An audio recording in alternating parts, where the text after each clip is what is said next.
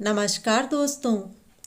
माघ महीने की कृष्ण पक्ष की अमावस्या की पवित्र तिथि पर मौन रह करके स्नान और दान करने का विशेष महत्व है।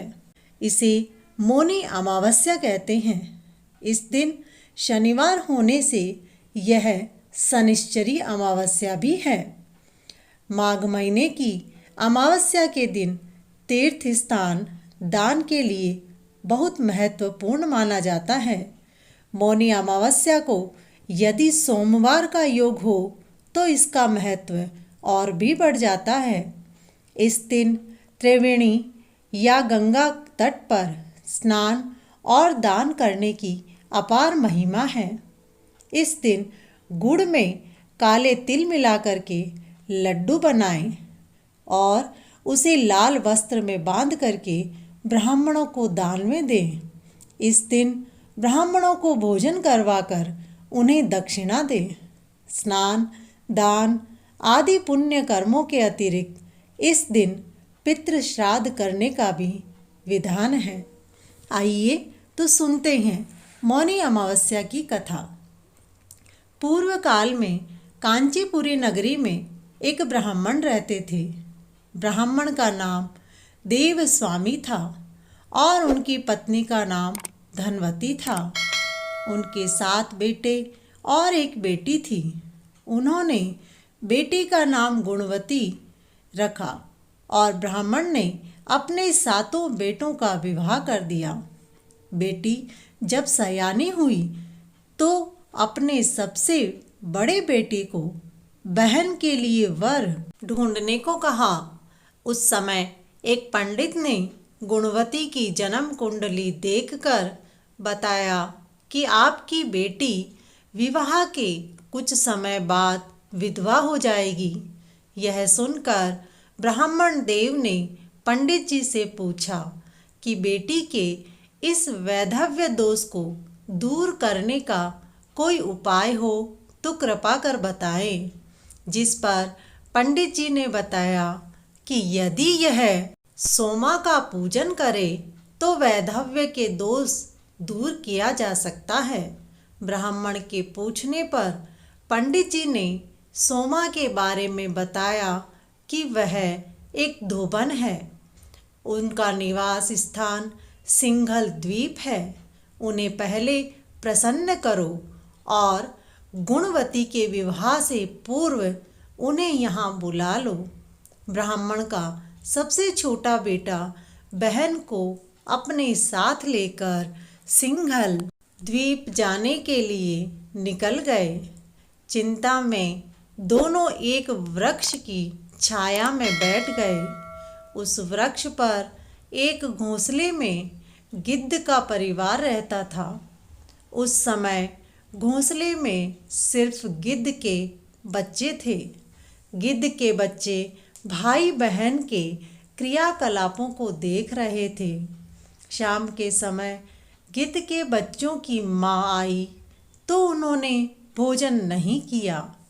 वह अपनी माँ से बोले, माँ, इस वृक्ष के नीचे 2 प्राणी सुबह से भूखे प्यासे बैठे हैं। जब तक वे कुछ नहीं खा लेते तब तक हम सब कैसे खा सकते हैं। बच्चों की यह बात सुन गिद्ध माता दया और ममता से वशीभूत होकर उनके पास आई और बोली, मेरे बच्चों ने कहा कि आप दोनों ने कुछ भी नहीं खाया है। मैंने आपकी इच्छाओं को जान लिया है। आप भोजन कर लीजिए। मैं प्रातःकाल आपको सिंघल द्वीप की सीमा के पास पहुंचा दूंगी।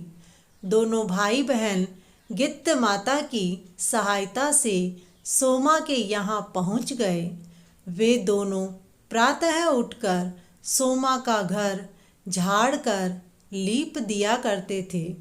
एक दिन सोमा ने अपनी बहुओं से पूछा कि हमारे घर को रोज कौन झाड़ता है। सास के पूछे जाने पर बहुओं ने कहा कि हम ही काम करती हैं, हमारे सिवा और कौन बाहर से इस काम को करने आएगा। लेकिन सोमा को उनकी बातों पर विश्वास नहीं हुआ। एक दिन इस रहस्य को जानने के लिए वह सारी रात सोई नहीं और सब कुछ प्रत्यक्ष देखकर जान गई। उसने उन दोनों भाई बहन के से बात की। भाई ने सोमा को बहन की कुंडली संबंधी सारी बात बता दी। सोमा दोनों भाई बहनों की सेवा से प्रसन्न होकर उचित समय पर उनके घर पहुंचने का वचन देकर कन्या के वैधव्य दोष निवारण का आश्वासन दिया। मगर भाई ने उससे अपने साथ चलने का आग्रह किया। आग्रह करने पर सोमा उनके साथ चल दी। चलते समय सोमा ने बहुओं से कहा कि मेरी अनुपस्थिति में यदि किसी का देहांत हो जाए तो उसके शरीर को मत जलाना, मेरा इंतजार करना। इसके बाद सोमा उन दोनों भाई बहन के साथ कांचीपुरी पहुंच गई, जिसके दूसरे दिन ही गुणवती के विवाह का कार्यक्रम शुरू हो गया। फेरे होते ही उसका पति मर गया। सोमा ने तुरंत अपने संचित पुण्यों का फल गुणवती को प्रदान कर दिया। तुरंत ही उसका पति जीवित हो उठा। सोमा उन्हें आशीर्वाद देकर अपने घर चली गई।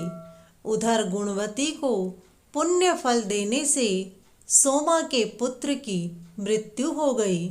सोमा ने पुण्य फल फिर से संचित करने के लिए रास्ते में एक पीपल वृक्ष की छाया में भगवान श्री हरि विष्णु का पूजन किया और 108 परिक्रमाएं लगाई, जिसके पूर्ण होने पर सोमा का पुत्र जीवित हो गया। हे विष्णु भगवान, आपने जिस प्रकार सोमा के पुत्र और गुणवती के पति पर कृपा करी, वैसे ही इस कहानी को कहने, सुनने और हुकारा देने वाले के पुत्र और पति पर अपनी कृपा बनाए रखें। दोस्तों, वीडियो आपको पसंद आया हो तो अपने परिवारजनों के साथ शेयर ज़रूर करें। वीडियो को लाइक करें। चैनल पर नए हैं तो चैनल को सब्सक्राइब करें। बोलिए विष्णु भगवान की जय।